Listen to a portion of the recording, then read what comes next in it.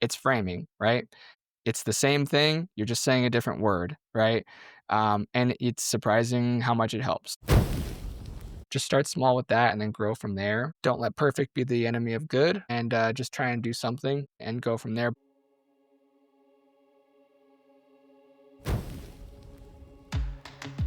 Welcome to KPI Fireside. Our mission is simple: to improve companies and to improve careers through continuous improvement. In every episode, we explore the spark, the moment, the mindset, or the method that ignites real change. Whether you're just starting out or leveling up, you'll find the insights and inspiration to fuel your next improvement. Welcome back to KPI Fireside, a continuous improvement podcast. I am your host, Keith Norris. Our guest today is Lorenzo Long, and today we're going to be talking about sustainability as a continuous improvement journey, not just an environmental goal, but a management practice that makes communities stronger, smarter, and more resilient. Lorenzo is the sustainability coordinator for Ogden City in Utah. He graduated from Utah State with a degree in environmental studies and spent several years working at a consulting firm in Texas and has now made his way back to Utah. The position in Ogden that he holds was created in response to resident requests wanting the city to do more to care for the environment. He's worked on many initiatives, including a fully grant-funded fleet of electric vehicles pilot program, and is currently working on many other projects to help Ogden become more sustainable. Lorenzo, welcome to the podcast. So happy to have you here. Thanks, I'm excited to be here. Wonderful. So one of the segments that we like to start our podcast with is a little section that we call the spark. And, for the career path that you're on, I know that you care a lot about sustainability. I'm wondering if you remember where it was in your journey that you thought, this is what I want to make my career out of. Yeah, I think for me, it was, I kind of grew up in a really beautiful area, right? I grew up in Provo in Utah till I was about 11. We had a couple acres of land there and spent my childhood growing gardens and playing outside and getting dirty and digging holes, all that kind of stuff. And I've always loved running and hiking and just the things that, make Utah so great, right? I think that it's impossible to not have that spark when you live in a place like that, where the world is your playground, right? And you want to keep it that way. So I think that for me just was the spark in my childhood, and it just continued on from there. And then, really in college, and maybe we'll talk about this a little bit more later, but, in college, I really started to think that maybe it could be a potential career path. What was that in college where you first thought, oh, this is the degree or this is the career that I want to pursue? Yeah, it was really it was a class. I don't remember the name of the class, but it was essentially the entire grade was a community project. So you basically had to go out and work with a community partner to do something sustainable, right? So my group's project was to try and convince a grocery store up in Logan, Utah to stop giving out plastic bags, right? Kind of a classic sustainability thing you hear about, like don't use plastic bags. So we started with that and quickly realized that it was probably not feasible to convince just one store to do that, as it would create kind of an uneven playing field, compared to other stores. At least that's what we heard from the store manager. We instead pivoted to say, okay, well, let's make an even playing field and make it so that maybe nobody can give out plastic bags in Logan, which is kind of controversial. And that did, it did cause some tension there up in the city, but a lot of people really cared about it, partnered with the city council. And there was kind of this big movement, amongst residents. And we ultimately ended up passing a plastic bag ban. It took a lot longer than that one semester. So we continued to work on the project even after the semester was over. But what that made me realize was that one of the best places you can make an impact in sustainability is on the local level, right? And so I said, I wonder if there's a way that I can get into this as a career where I'm making impacts in sustainability for local government. Took me a few years to get there, but that's where I am today, and I'm excited to be doing what I'm doing. That's interesting. So you found at the policy level was where you could have the most leverage on the sustainability. I'm curious if you talked about some of the I guess you might say like business decisions that were involved in deciding to ban plastic bags in the cell. You said something about one store if they did it. Drill into that a little bit more. What talk us through like the logic there, connecting the dots. Yeah, so I think this is what's so important about going out and talking to people about an issue, right? Is you might think of it in one way and someone else will think about it in a completely different way, but you're talking about the same issue, right? So when we went to talk to this store owner, they were worried that if they stopped giving out plastic bags for free or at all, like all the other stores, that people would simply stop shopping there, right? They would just go to where they could get their bags. So they said, why would I do that and create a potential disadvantage to my business when I could just continue to do what everyone else is doing there? So there was a fear that they would lose out on a customer that would feel like they're not receiving that level of service that the other stores were giving them. I'm curious with sustainability because you talk about like the business angle, and I know that a lot of times people in business and people with sustainability programs almost get painted into a conflict. Like, oh, the business people, they're all about the dollars, and the sustainability, want to save the planet or whatever. But I guess what have you learned about how to encourage people to think about this sustainability? Yeah, it's interesting because you're right. Oftentimes they're seen as kind of incompatible. It's oftentimes people are thinking of sustainability in terms of it's just taking away resources, right? It's requiring us to spend extra capital, it's extra budget items, it's more effort, it's this and that and the other. But when you really dive into it, when you pursue sustainability in a holistic and intelligent way, it is a benefit to, in my case, the city, right? But also for businesses as well, businesses and organizations. If you think about what your real goals and needs are as a business, I guarantee you there are things that you can do in the sustainability realm that will improve your business and not just be a draw down on it, right? And I think it's really important that you can identify what those things are and how you can get there. The plastic bag topic is one that's interesting. And when we talk about continuous improvement, one of the tools is, let's say, like a root cause analysis. And I think you touched on the idea of not just looking at the first factor, like how do you actually get down to the point of leverage on some of these issues? How has plastic bags, I know in some places like you go and you can't even buy them. In some places it's like, now they're selling bigger plastic bags, and I've heard all kinds of different things on that topic. I'm curious how the thinking has evolved on that particular topic. Yeah, it's funny because there's certain issues that become kind of like hot button, and really the discourse around them is larger than it probably needs to be, right? But as a college student, it seemed like this big deal to me, right? Like we need to stop using plastic bags. And it is important, right? But it's a really small thing in the realm of sustainability, right? It's really not that important. If you're talking about like on a list of priority items, where would you put that? It'd be pretty low down, right?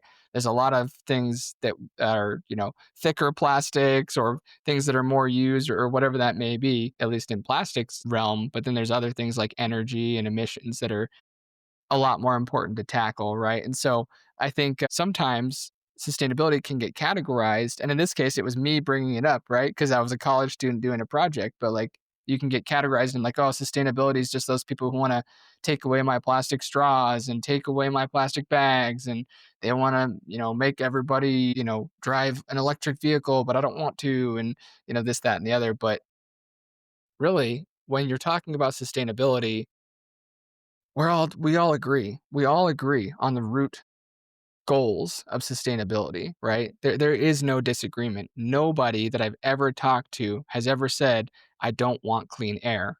I don't want to have water in the future, right? I don't want to have trees. I don't want to have safe streets. No one says that, right? We all agree that these things that are really good for our society, but then we get so hung up on the how, right? It's the how do we get there that we really get hung up on, and that's where the halt in progress is, right? So we tend to latch on to certain things, and then, like I said, they become these hot button issues where we're clashing heads, but we all want the same stuff, and so we got to figure out how do we get past the discourse that divides us, and how do we move forward towards what we all actually do agree on. Yeah, that's so good. I think if you have a long enough term perspective, then exactly right. Like, yeah, we all want clean water, we all want clean air. It's just a matter of how much are we willing to invest and spend and sacrifice, you might say, to get there. So, in your role at Ogden City, how does Ogden City talk about sustainability? What does sustainability mean for Ogden? Yeah, it's a good question because that can be different for everybody, right? We're not Salt Lake City, right? We're not Park City. Those cities are very different from us and they do things differently. For me personally, the way that I define sustainability is living in such a way that we don't compromise the ability of future generations to live as comfortably as we do, right? We live very privileged and comfortable lives. And I would venture to guess that most people would like others to have that kind of a comfortable life, especially those people that have kids and grandkids, right? We all want them to live high quality lives where all their needs are met. And that to me is sustainability, right? So we're talking about, clean air and clean water. You want your kids to have that. You want your grandkids to have that, right? So what do we need to do as businesses, as cities, as countries, as a society to provide that, right? Sure, if you don't care, you don't care, right? But I think most people do. So how do we live now and what decisions do we need to make now to not compromise that for everybody else in the future? So it sounds like you're definitely involved in creating the vision for sustainability for Ogden. I'm curious from a perspective of like things that you have to do on a daily basis, like what does a day in the life look like of a sustainability coordinator? Do you have something like an annual plan or a long-term plan that you were involved in crafting? Tell us about like that long-term plan for sustainability in Ogden. Yeah, it's another good question. So Ogden at this point doesn't have a specific sustainability plan, like a dedicated sustainability plan, and I wish we did, right? I wish we did, and that's something that I'm pushing for. But I think there's reasons for that. One being in a city, as you may know, you have a lot of plans, right? There's a lot of plans for a lot of things and with varying horizons and goals and objectives. Sustainability is kind of baked in to all of those different plans. So while I do think it would be helpful to have a sustainability plan, and I'm sure we will someday, these past couple of years since the job was created in 2023, they've actually been updating what's called the general plan. And the general plan is essentially a long term document that outlines how you'd like the city to grow and develop over the next, 20 years or so. And then also concurrently with that general plan redevelopment, the city is updating its zoning code, which is a little more specific, but again, it kind of outlines what you can and can't do in terms of development in the city. And that's a huge piece of sustainability, right? How do we develop and grow in our cities and our towns, right? I've been involved with those plan developments, and we've been kind of making sure that sustainability in not necessarily like an explicit direct way, but making sure that sustainability is incorporated into the chapters of those plans, right? To make sure that when we are saying, here's how we want to grow, that is taking sustainability into account, right? Taking into account how we use our resources, how we're building, what materials are we using, what kind of infrastructure are we putting in? Do we want to become more walkable, right? Do we want to make every street a super highway that has 20 lanes, right? I don't think so, but it's a choice we can make, right? We control what happens in our city. And so it's really important that we think about it in a holistic way. So while we don't have a sustainability plan, yeah, those concepts are definitely infused into many plans that we have at the city. With sustainability is definitely it's one of the with the work that we do in KPI Fire. There's what I would call 7 strategic areas that almost every goal in every company, every organization fits into one of these 7. And sustainability or environmental is definitely one of those 7. And I see a lot of goals around energy consumption. I mean, saving energy saves money, so that's a great one. Clean water, carbon dioxide gas reduction. Those are some things that I see, particularly in like mining industries and like heavy manufacturing. What are some of the KPIs, measurable things that you guys keep an eye on and maybe even set goals around in at Ogden? Yeah, it's really important because yeah, I'm of the opinion that you can't improve what you don't measure. And that really goes for sustainability as well. So one of the most important things that you can attempt to measure, and again, if you're a business, this is a little bit easier than it is as a city, but you measure your energy usage, right? Energy usage is on a very, very general level the most important thing to manage when you're talking about sustainability. If you can get a handle on your energy usage and also your energy production, you will basically do most of the work needed to solve this whole equation, right? And that's extremely generalized. But at Ogden City, we do have a plan that was developed as a part of a grant and then in collaboration with a couple of different organizations, but it's called the Energy Wise Ogden Strategic Implementation Plan. And what that did is it measured some initial baselines for energy usage from essentially 3 different sectors. So our municipal sector, so city buildings, city operations, our business sector, and then our residential sector. And then from those baselines, we developed goals to hit. Ultimately, there was a 5-year, horizon on that, so from 2020 to 2025. So we're getting to the end of that right now, and I'll be putting together a report kinda to talk about how we did, on these goals.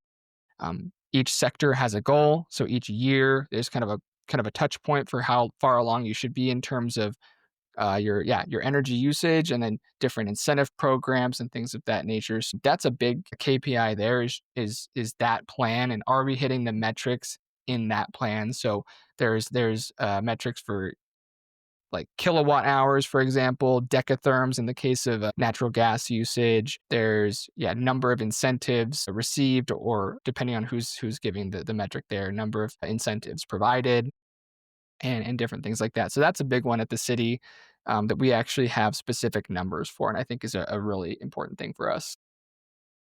Different cities are structured in different ways in their relationship to things like power. At Ogden, do you guys own the power company, the water company? Like, which of those utilities are you guys most directly involved with?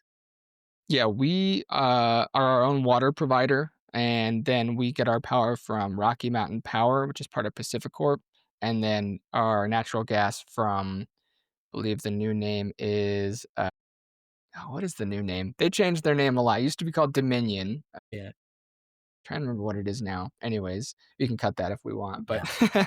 yeah, If you're Rocky Mountain listening to this Power and is you our know the new power name, feel provider. free to put it in the comments. Yeah, if you know. Yeah, it's been like 3 or 4 names in the past, like, 10 years, so who knows now. But anyways, yeah, so we have some control there with our water. We get our power from Rocky Mountain Power and our gas from Dominion Energy, and then our water, we're our own water provider, so we do have some control there, but with electricity and gas, we, really have to work with, those providers to make any kind of big changes or improvements. One thing that I always find interesting at KPI Fire when we work with companies, there's certain opportunities that you can see in, let's just say, running a business or running a house. Like I get my gas bill or my electric bill, and it just is what it is, right? And due to the nature of confidentiality, unless you're like talking to your neighbors about what their bill are, you don't know. But at the city level or at the utility provider level, you can see these variations. Like, hey, here's all these houses, and then boom, here's this one up here. I think that's one thing that's kind of interesting. We have a lot of folks with KPI Fire who have multiple sites or multiple plants, and it actually makes it relatively much easier than if you only had visibility into one, to see those opportunities for savings. I'm curious, how do you guys go about setting targets or setting goals? Maybe you're willing to share what some of those are around some of the energy reduction. Yeah, that's really important and something that we're actively working on at the city. So we have a lot of facilities, like you were just mentioning, like a lot of companies. We've got buildings all across the city, right? And unfortunately, right now for Ogden City, those are not all bundled under one account, right? Under one master business account, which to me is kind of funny. I think it should be, but that's what we're working towards, right? So this is something that I identified as an issue, right? That we have all these utility accounts, and a lot of different people are paying these different bills, and I'm not so sure we know or have a really good feel for how much we're paying overall for our utilities, right? At least maybe not one single person knows the whole picture, and so we're fixing that. We're doing an audit right now internally to get all of our utility account numbers, who pays them, where that facility is, and all that kind of stuff. And we're going to put it all under one in one spot. And then hopefully the goal would be to kind of centralize our utility billing. And what that's going to do, as you mentioned, is going to allow us to not let things slip through the cracks. So when you're outsourcing the payment of those bills to, 10, 15, 20 different employees, something's going to get missed, right? Someone's going to be out on vacation, the payment deadline's going to pass, you're going to get a late fee, the building's going to have a leak and they're not going to notice, or whatever that may be, right? Because there's not a single person that feels like it's their responsibility to be monitoring that, right? So we're getting all that into one spot, and that should allow us to have a better idea of the month to month cost, any fluctuations, different things like that, to save a lot of money, honestly. Save a lot of money both through employee hours used to pay those bills, and then also from actual issues at the facilities themselves. A lot of these city buildings are old. They've got air leaks, or maybe there's a little gas leak, or something like that, and those things can often go unnoticed for a while. Yeah, we're working on fixing that, and I think that's really, really important. It sounds like there's a lot of potential projects, initiatives that could be done. Maybe you could give us a little insight. Like if you look at your idea funnel, your project hopper of things that you're thinking about doing, or maybe things that you've been able to initiate, what are some of those? And talk to us about some of the criteria that you might use to evaluate things, to say, this project is something we should move forward with. This project is something that has to wait. What are some of the criteria? Yeah, that's a city. It can vary widely, but I would say there's a couple different things, and it kind of depends, like I said, on what the initiative is that you're thinking about doing. For Ogden City, for example, we really try to be conscious of how we're spending tax dollars, and you don't want to just be going and spending tax dollars on any random thing, right? So cost is one, right? That's a really important metric. What's it going to cost us? On the flip side of that, how much money could it save us, right? So if we spend this money, I always say this, sometimes you got to spend money to save money, right? Sometimes a software subscription can pay for itself, through whatever that function is that software provides. So cost is big. Another thing would be grants, right? So for cities, a lot of what we do is grant funded, or we hope that it's grant funded, right? So we're doing a lot of grant applications. So is there a grant for this project? Another thing would be political will. Is this something that can get signed off on by those who are going to make the decisions, right? They are accountable to the residents. So is this something that there's political will to do? So going back to that plastic bag example, there was a mixed bag of political will there, right? Ultimately it got through, but that could have just been quashed by a city council vote, right? So you have to think about that when you're working for a city as well. And then you got to think about too, just is it a good fit is it going to help our residents? Is this going to be something that improves their lives? Is this going to reduce costs for them or make life more comfortable, or, what's that benefit there? So just thinking about that holistically, that's kind of how I decide what's worth, uh, you know, really pursuing on a more deep level, is cost, potential grants, political will, and whether or not it will benefit Ogden residents. Yeah, I know when I talk to a lot of folks, I mean, a big part of what we do every day outside of the podcast is help people manage these improvement projects, and the idea of calculating the savings is something that's near and dear to our heart. I'm imagining that for you, just like a lot of other folks, the closer you can connect something to hard dollars, like dollars saved, if you can save dollars just by making a change that doesn't cost anything, that's probably let's do it. Are there some projects that you've either pitched or been able to get through where there was some really good hard savings dollars that you can think of that you're proud of? Yeah. As far as dollars saved, this one that I just mentioned about kind of centralizing our utility billing, that's gonna be a big one. I think we're gonna see serious dollars saved and potentially no dollars spent there. I try to do things in-house when I can, right? Oftentimes you need something to help along with that, but for something like that, that's a clear win there. Another one, that we are working on and is okay, so when you're talking about energy savings, the biggest bang for your buck that you can do, and if there's any business owners listening to this, it's swapping out your lights for LEDs. You will not get a better bang for your buck change. So if you don't have LEDs across your facility, put in LEDs and monitor the savings. You will see massive dollars and cents savings.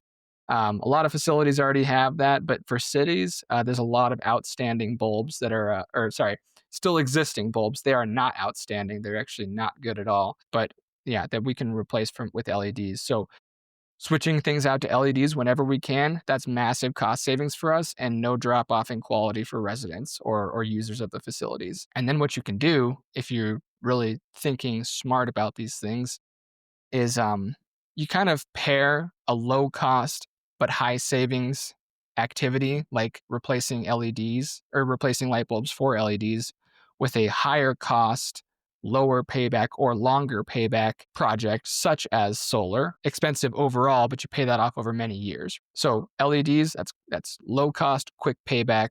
Pair that with a high cost, longer payback, and it kind of balances out to a pretty even payback period all around. So we have been thinking about it in that way. We couldn't quite get the funding to finalize the solar on a new facility that we're working on. There's a big parking structure going in downtown in Ogden, and we did build it solar ready so that it can just have the panels put on when we get that funding. So that's a big win. But yeah, so it's really important to kind of think about your savings and balancing those high cost and low cost projects and then pairing them together. So that's something that we've been doing. And then man, there's just so many different things. My job is a wide umbrella, right? There's a lot of things that I do as the sole sustainability staff member for the city, and every day is different. I think one other thing I would mention, just as like as a demonstration of just the interesting things that we do. We had a team of 18 people last night start working at 5 p.m. and we went out and I had divided the city into 9 different sectors and we have about I think it's 100 street lights in Ogden and we went out and evaluated the working condition of every single streetlight in Ogden City because we've heard from residents that it's not great, right? There's a lot of lights that aren't working. And so we said, okay, we're going to go out and figure this out. So we went out last night and we checked every single light and it took about 4 hours per pair. So, multiply that by 9 pairs of people. I mean, there was a lot of manpower put into that. But I think we're going to see savings from that, right? Because then you go and you say, okay, all these lights, however many that ends up being, I got to check the data, are not working, right? And the way that billing works for streetlights, you pay for it regardless. Most streetlights are not metered. So you pay a set rate, whether it's working or not. So if you can tell them that it's not working, then you can then get maybe back pay for that or get the light fixed and actually get the service you're paying for. So again, cost savings, one night of effort, that's big payoff. That's so interesting. It seems to me like the more somebody can clearly communicate with confidence, like, hey, I'm going to trade $100 now for $150 in a month. Some people would do that if they had the $100 now to trade. So I think the more clearly, I mean, most of the business improvement projects that we see, that we come across in the idea funnels. This episode is brought to you by KPI Fire, the all-in-one platform for continuous improvement. With KPI Fire, you can align strategy, drive execution, and engage your people. So whether you're leading a team or driving enterprise-wide change, KPI Fire helps you deliver real results. Learn more at www.kpifire.com. KPI Fire, all of them have the seeds in some brilliant idea. And the only reason why projects don't necessarily get through, sometimes it's because somebody wasn't able to pitch the project in a way that made it compelling enough, or they weren't able to connect it with not only a sustainability benefit, but also a financial benefit, or not only a sustainability and a financial benefit, but also a primary stakeholder benefit. So the more reasons that you can give for something to get through, the better it is. And I think um, that's it's great to see that there's good work to move these things forward. Yeah, I think we kind of talked about it earlier, but you're right. So it's a lot of it is framing. Framing is like 80% of my job. It's how do we talk about these issues without it really, getting, like I said, becoming a culture war or a political talking point, right? As I said before, it really is true, and it's I'm not making this up. We all want the same things, right? We all do, and so there really is no debate, right, about the core concepts of sustainability. I'll let you in on a little secret. I almost never say the word sustainability when I'm working. It's not helpful. In fact, it's the opposite. It actually makes my job harder. So I say words like resilience instead. It just it's framing, right? Just it's the same thing. You're just saying a different word, right? And it's surprising how much it helps.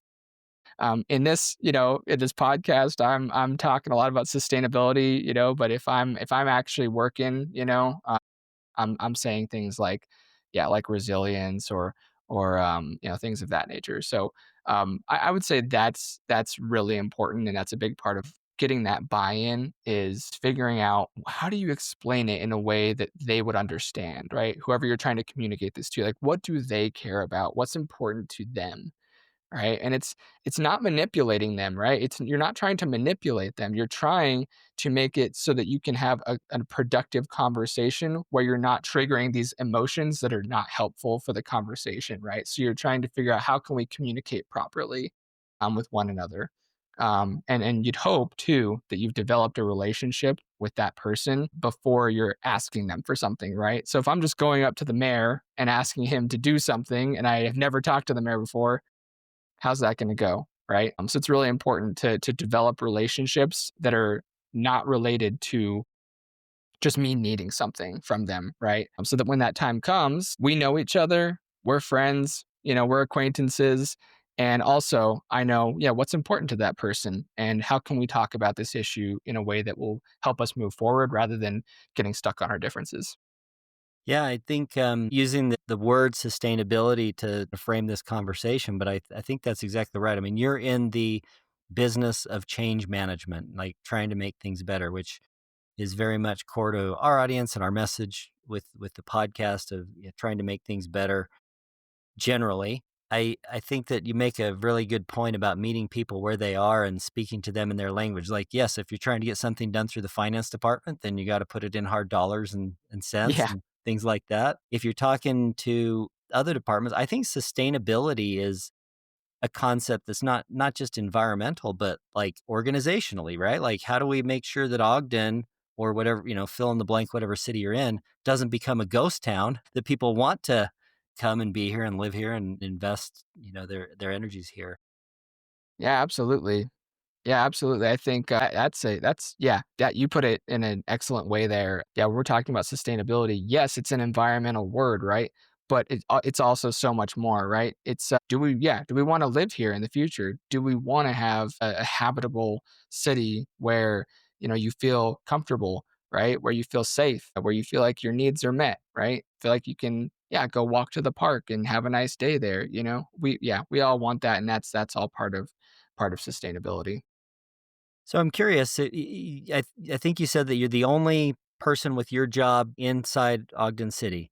So you don't necessarily have a lot of peers to collaborate and commiserate with about how you're going to get the work done. What sort of resources do you look to, either outside the company or building, networks inside the company? Are there resources that you look to for that peer group? Yeah, definitely. I cannot succeed in my job without collaborating with others. It's just simply not going to happen. So, a couple, for example, Weber State University is a really big partner for the city in general and also just for sustainability. I'll just plug them. If everyone just did what Weber State does in the sustainability realm, in the environmental realm, we'd all be sitting pretty good. Yeah, and you may want to try and get one of them on the podcast, but it's they have figured out a way to essentially self-finance all of their improvements. I mean, they initially seeded their own money, and they've essentially developed a revolving loan fund for sustainable initiatives, and they've now saved millions and millions of dollars over the past, I don't know what it is, maybe 10 years or so.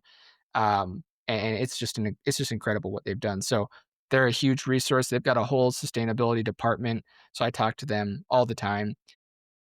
Rocky Mountain Power, we talked about them earlier. They're a big partner. There's other community organizations like Ogden Downtown Alliance or Visit Ogden. And so these organizations, I guess I highlight those because you've got one that's more institutional, like Weber State. It's a university. You've got a massive corporation, Rocky Mountain Power. You've also got these little nonprofits at the city level, and we collaborate with all of them because they all provide different perspectives and different levels of expertise, right? So me being one person, I really value having their expertise on a variety of issues that I have to confront in my job. And I really wouldn't be able to do it without those collaborations. The Weber State example sounds really interesting, and maybe you could explain a little bit about what they've done and what you know about how they set that program up. What is it that Weber State's doing that is stuff that other organizations might be able to model? Yeah.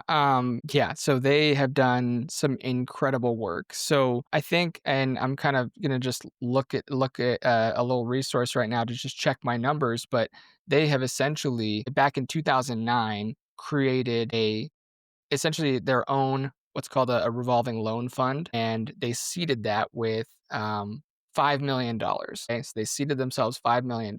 Then what they did is you spend that money on a project that's going to save you money in energy bills. That's their general model, right? So it's the spend money to save money model. Then they actually monitor the hard dollars and cents savings. So none of these like theoretical calculations, actually what is coming in on your utility bill, or for them, it's their utility bills.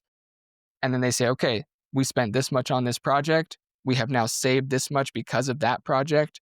That money then goes back into that loan fund, even if it's more than what they spent on the project in the first place. So any savings are automatically reinvested into the fund to be used for future projects. So they've essentially grown that fund now to be even larger than the initial 5 million.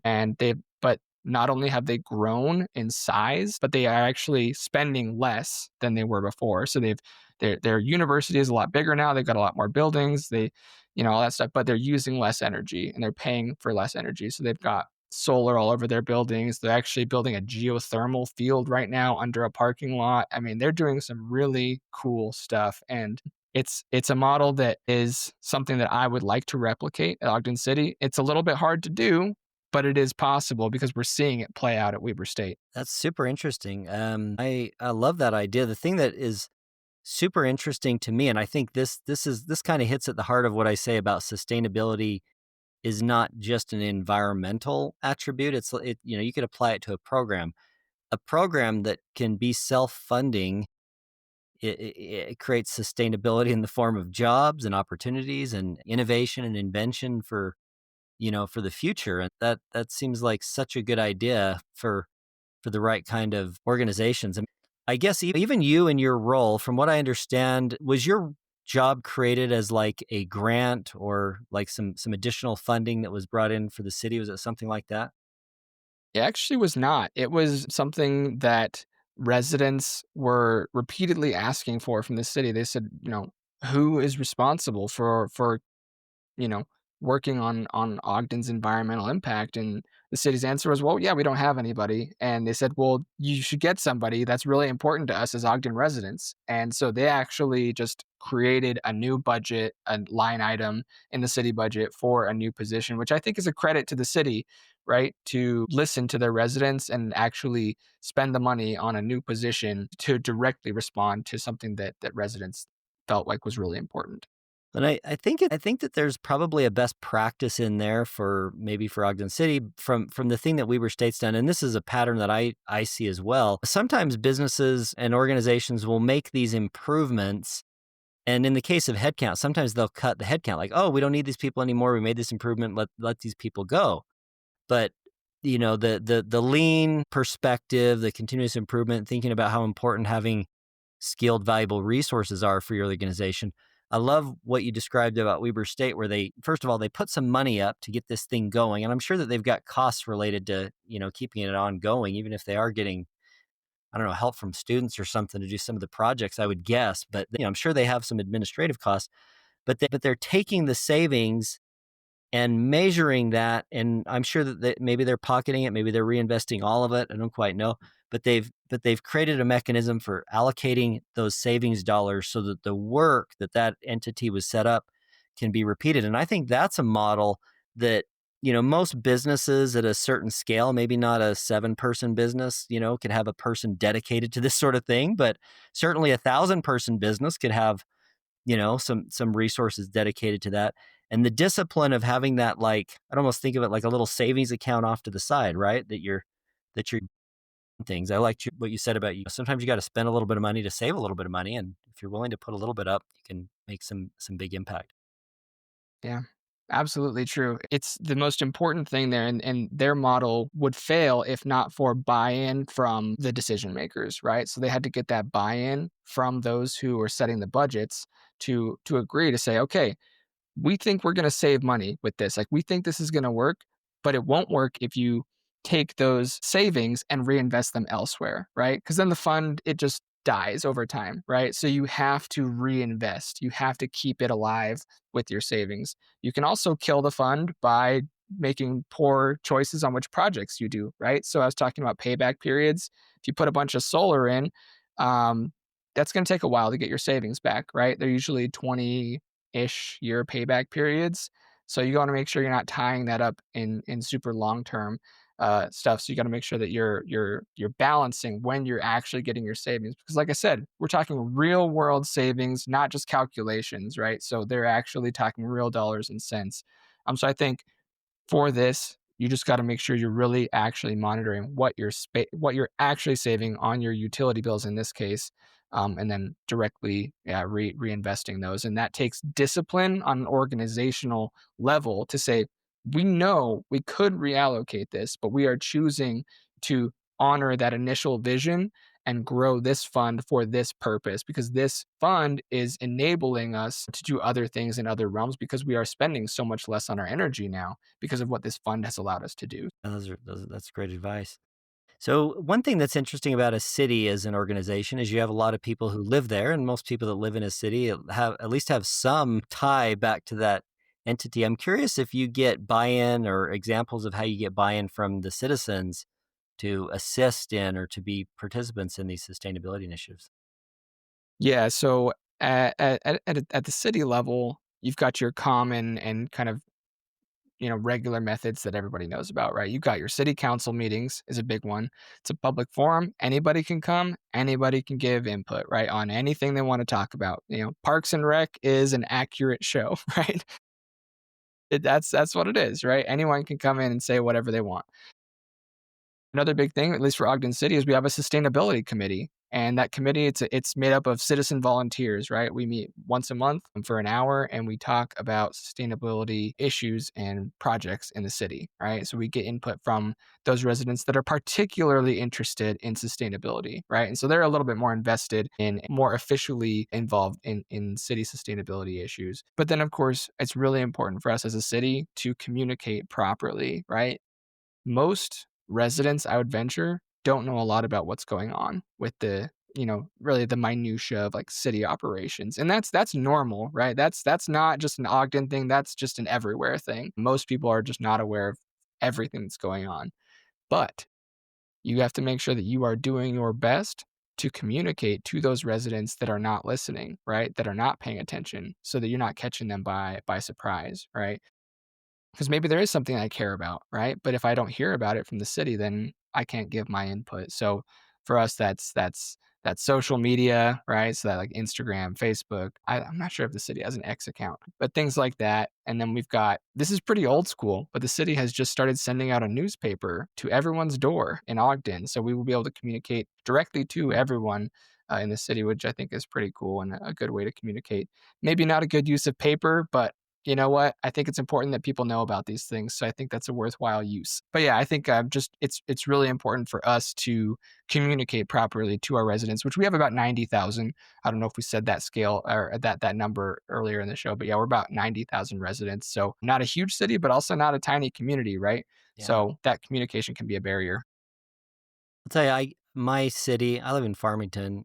My city sends out a monthly newsletter. I love getting it. I mean, I get a lot of garbage mail. I enjoy getting that particular piece of mail because I do. I feel connected to my city, and I think a lot of people do. And sometimes it's a story about somebody working in the city. Sometimes it's something about some new development. I'd just call it a newsletter or newspaper. As a constituent who doesn't live in Ogden, I say keep the newsletter because I'm much more likely to read that while I'm getting home from work or it's sitting on my counter than an email that I probably get while I'm at work and I'm like, I don't have time to read that right now. I have a belief sometimes that those paper things, as much as they're like anti-technology, can be viral in that it can be read by more than one person. Yeah, absolutely. Anyways, I'm a fan of keeping the newsletter. Once a month is probably good cadence.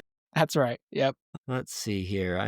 Can you think of any examples where somebody from the community brought something to your attention that became a priority for sustainability? Yeah, actually, fairly recently, it was a citizen, but he works for Weber State. He was pretty concerned with what's called the urban heat island effect. So, for those who are unfamiliar, the urban heat island effect is essentially how in built out environments with a lot of asphalt and concrete, that infrastructure absorbs tons of heat, right? It gets really hot. If you've ever tried to walk barefoot on the street, or on the sidewalk in the middle of summer, it's hot, right? It burns. And if you look at that with thermal cameras, you can see that, right? So your green spaces, your yards and your trees and your parks, the temperature is significantly lower. Then you've got your built environment, your buildings, your streets, your sidewalks that are a lot hotter. So he was concerned about that because there's some areas of the city that have less green space than other areas, right? And so we wanted to get some data about how, or to really see if that was the case for Ogden, right? So we formed a partnership. They were able to get some little thermometers, and we actually identified sites around the city, some on like city streetlights or different areas where we could put these thermometers and measure temperatures throughout the summer. This was summer of 2023. And then we were able to take that data, analyze it, see where the temperatures were hotter, and then compare that with some tree cover databases and different things like that. And we'll now be using that data to inform, as I mentioned earlier, some concepts in our general plan where we talk about tree canopy and shade structures and things of that nature. That was an interest from a resident, and we did a project. Again, small project, right?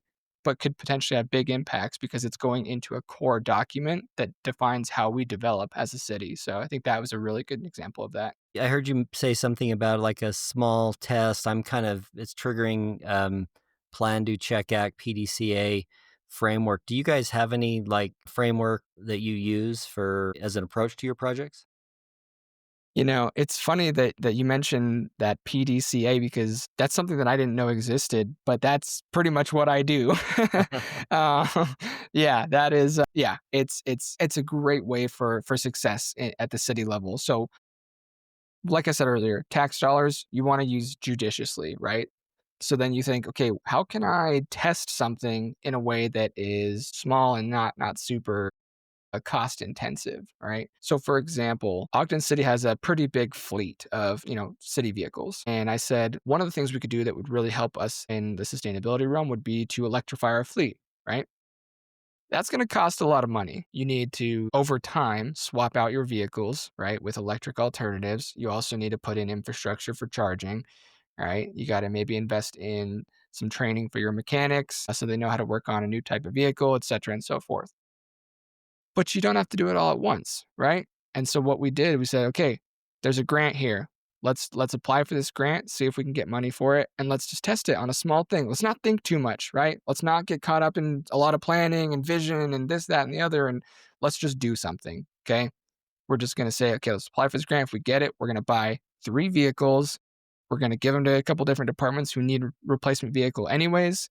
We'll swap it out. We'll put in a couple of low cost chargers that don't have ongoing software subscriptions, which uh, in the charging realm is not always necessary, um, for fleets at least. So we said, let's just do it. And so we spent $0 minus staff time, of course, and we did it. Right, we got the grant. We spent the grant money on 3 vehicles and 3 chargers, and we now have that going. It didn't get caught up in politics. It's working great. The maintenance and the fueling is a lot lower than our gas alternatives. And so we're seeing savings from that, right? We spent $0. We're saving on maintenance. We're saving on fuel. Our employees that are using them really like the vehicles. um, Started small, right? And I think that's going to continue. I think we're going to start, uh, more heavily considering electric alternatives as fleet replacements because we started small and we just did something without thinking too much about it. It wasn't a high risk. So I think that was a really good example of that. And I think we'll continue to electrify. So Great. That's a good example of just common sense problem solving. Let's shift a little bit to technology. I heard somebody relaying kind of a story about how in the late 1800s, Manhattan, New York City, horses were the transportation of the day. And Manhattan is a growing city. There was a lot of horse manure on the streets, and people were predicting with the growth of the population that pretty soon they were going to be 8 feet deep in horse manure in downtown Manhattan. And then, a few years later, like automobiles come around, and now it's a different problem. We're talking about swimming in 8,000 feet of smog, and a lot of stuff. I'm curious, what technologies are you keeping an eye on? Things that you think are maybe interesting? What are your thoughts on advancements in technology in this field? yeah, going off of what we were just talking about, transportation electrification is advancing rapidly. It's reaching the point where it's almost at a tipping point, where it's becoming almost more common than not to see to make a purchase decision, right? To buy an electric vehicle. And in that, we're starting on what we call light duty vehicles. That's where most of the effort is going. That's where most of the market transition is happening. And that's where you're seeing most of that battery technology improvement. So, even 10 years ago, you didn't have a battery that could go more than 100 miles on a charge, right? And now you've got some that can go 500. And that's massive improvements when we're talking about battery technology. So that's something that really excites me because if we can electrify our transportation, especially here in Utah, that's really going to help our air quality. We have some of the worst air quality in the world. And if every car today, every car, train, whatever, became electric, our air quality would be massively improved. Those inversions wouldn't be so toxic. We'd still get that inversion effect where everything's trapped underneath that layer of clouds, but what's trapped underneath there wouldn't be as toxic, right? So I think that's one thing that really excites me is transportation electrification, and the technology there is improving extremely fast. And then also renewable energy, right? So electricity is not necessarily or inherently clean in the United States right now, right? A lot of it is still produced using natural gas or coal or things of that nature. So, yes, electrifying is good, but it'll be even better once the resources used to produce the electricity are clean, right? So, when we're talking about that, we're talking about wind and solar, and then geothermal is another big one, and that's one that excites me a lot right now is geothermal, especially here in Utah. So not everywhere can do geothermal, right? You need to have a certain type of geography to have geothermal. But here in Utah, we're well suited to it. So basically, you drill down kind of like an oil rig, and it uses the same technology as fracking, but essentially it provides base load power so it basically has water that is heated by the heat from the earth underground, which then spins a turbine and you get power, right? So geothermal is something that really excites me and is starting to be developed here in Utah. And I mentioned baseload power. That means it's not subject to the weather, basically, or the time of day, right? You don't need the wind blowing. You don't need the sun shining. It's always there. You always have that heat underground. It doesn't change.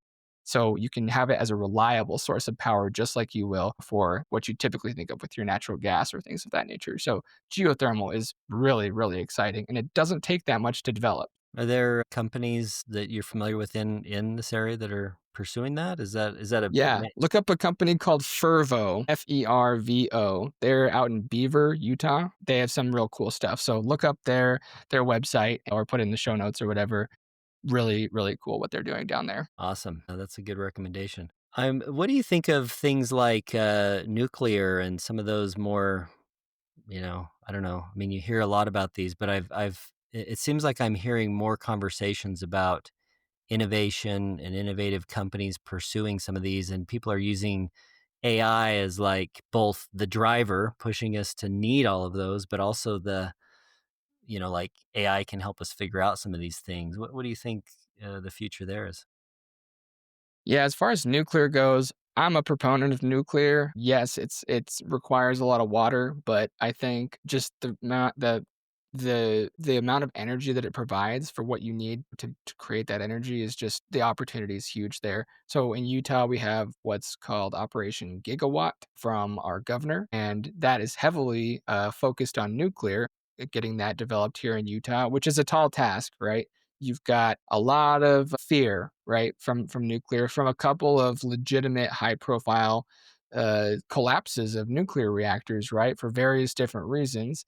And as a society, when that happened, we put up all this red tape around nuclear, when in actuality, it's one of the safest forms of energy in terms of actual, deaths caused by producing nuclear energy or, the equipment that is used to produce that. It's so far skewed, um, in the bad way towards, coal mining and all those types of energy versus nuclear, which is actually very, very, very safe.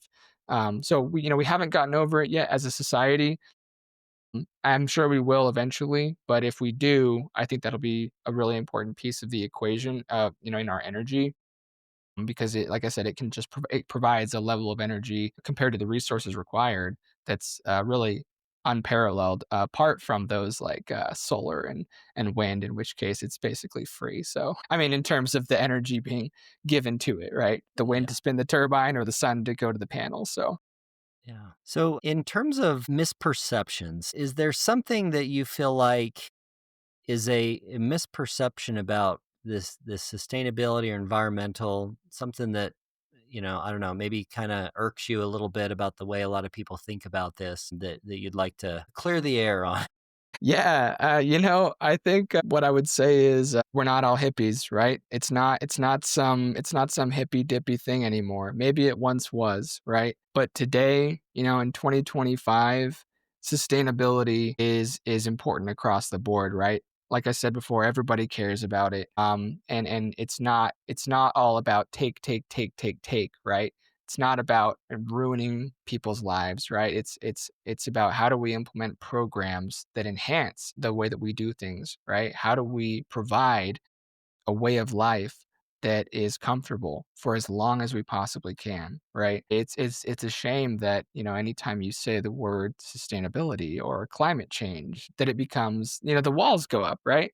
I think it's unnecessary. I think it's not helpful.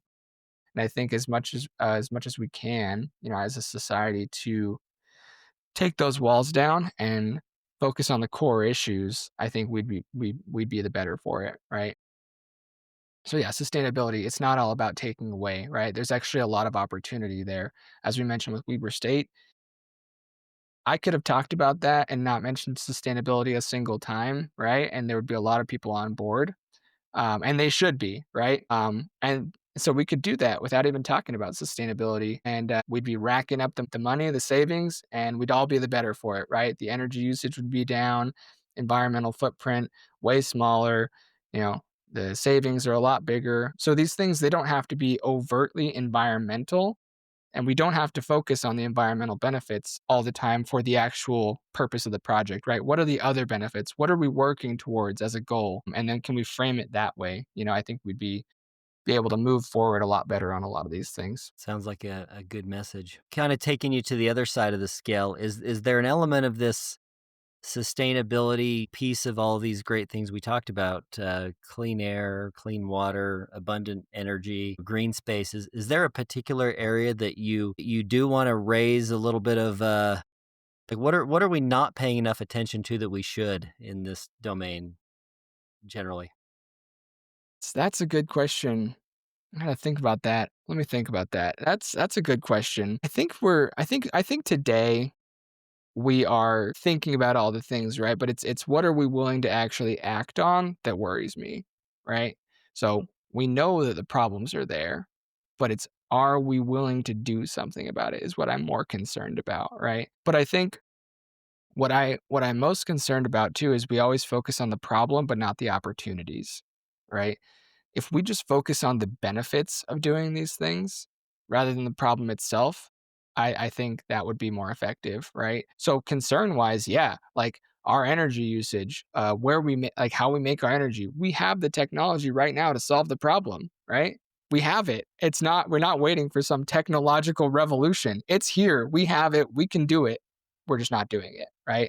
There's a lot of reasons for that. There's a lot of complexity to that, I know. But on a base level, for a lot of issues, we're talking about like, oh, well, someday, like for example, if we're talking about like medical advancements, like someday maybe we'll cure cancer if some discovery happens. Like that discovery's been made in the terms of, for energy. Like we have wind and solar and geothermal and nuclear and all these things to solve the problem. And we're just not doing it fast enough. So that's a little concerning, right? But if we can talk about those things and if they can reach price parity, which they are pretty close to, and in some cases they are cheaper. Coal, for example, is more expensive than other sources of renewable energy now. Yeah, it's there. So it's market transition. So that's a little concerning to me is when we have the solution and yet we don't do anything about it. So I'd say that's really what concerns me more than one specific issue. It's the lack of action when we know what the solution is.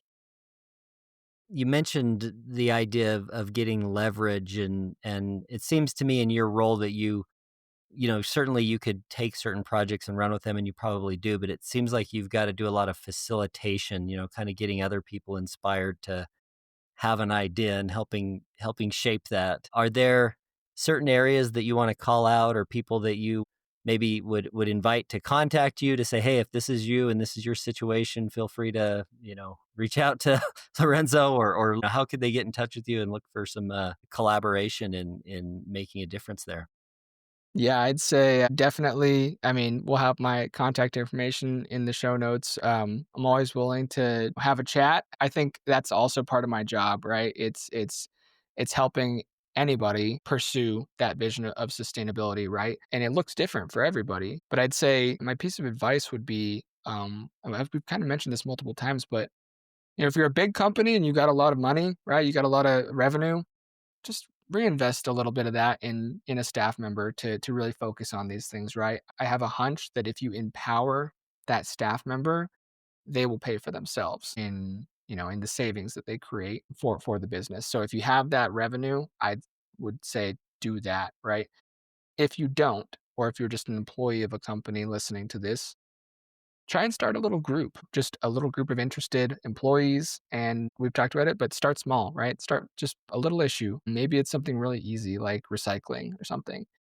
Just start small with that and then grow from there. I think don't let perfect be the enemy of good and just try and do something and go from there. But I'm happy to help in any way. If you have any questions about how this looks on a city level, after this conversation, yeah, get in touch with me. Happy to chat, happy to give some advice and see what we can do.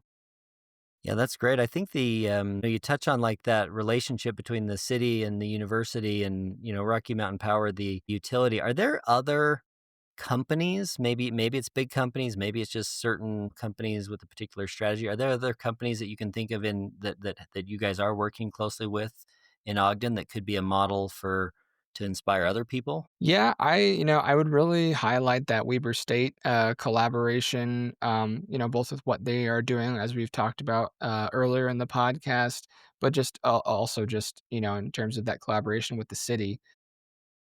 They are just such a big resource, and there's so many of these resources out there that we may not even know about until we go out and look, right? We could just ignore them entirely but we'd be losing out on a huge benefit. With Rocky Mountain Power, you know, you may think, well, isn't their goal just to make as much money on electricity as possible, right? But there's actually a little nuance to that where they actually like when their customers conserve energy because it then reduces strain and load on their infrastructure, right? So we're actually pursuing the same goal. They actually would prefer that we use our resources or our energy more efficiently. So those collaborations are out there. And at first glance, you might not think that it would work, right? Rocky Mountain Power in the city, but we actually pursue a lot of the same goals and have a lot of the same desires. So just reaching out to them and getting a point of contact there and developing that relationship can pay major dividends in the future. Well, that's wonderful. I think that's such great advice, and hopefully that can, is a best practice that can be shared in other cities and universities and other companies as well. Lorenzo, before we go into the outro, is there any questions that you prepared for that I should have asked that I did not? Let's think. Now we talked about a lot of really good stuff. I would say one thing I would just like to mention is that progress is slow, right? That's just how it is, right? And we can't be discouraged by things moving slowly. It's really important to celebrate the small things, right? However small, just celebrate that and keep on moving forward, right? Big businesses, big corporations, cities, states, it moves slow. There's a lot of moving parts, but that's just the name of the game. I think it's really important to just remember that and accept that as part of the job. You know, change is slow, but that doesn't mean it's not happening. I could go on for a long time about all the projects we're working on at the city. There's a bunch that I didn't mention that are really cool, but I won't bore us with all those details. It's safe to say, I think just Ogden in general is a really good model of a smaller city taking action on sustainability. A lot of times, the cities that have these positions, you know, a sustainability coordinator or a manager, whatever, are bigger than Ogden. And I think Ogden's a good example that shows that you can have this without being a Salt Lake City, you know, for example. You can do this, right? It is possible. And so don't be afraid to do something that the bigger cities usually do, right? It can be a really smart move and it can really benefit the city. So if you're, you know, a smaller city, a smaller business, don't be afraid of something like this. You know, it might seem like it's maybe a little bit too big for you or your business or your city, but even if you just enlist an existing staff member, just kind of some additional duties, you know, other duties as assigned if someone's interested, right? Use that as a development opportunity for that person, increase their skill set, and they can provide some benefit to the company or the city in that way. So a little bit of a ramble there, but yeah, a couple things. So I think those are important to remember. That's great, Lorenzo. I appreciate you joining us today on the podcast. I really appreciate you sharing your knowledge and wisdom about how to position those projects, and I think it's exciting how you've been able to harness something that's this, spark inside of you, this desire to help the environment and sustainability and to make sure that, the planet's a good place to live in the future, and turn it into a job, something that you can, make a living at. So congratulations for that. Thanks. Yeah, and it's been really fun to be on the podcast. Thanks for having me.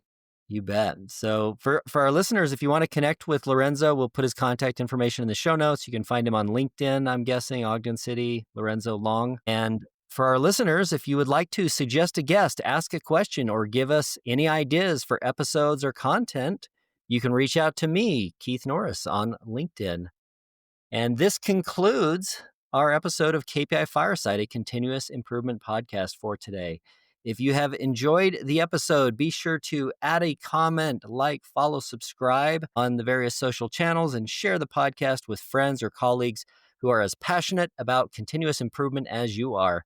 You can find us wherever you get your podcast. And until next time, keep driving progress and sparking change.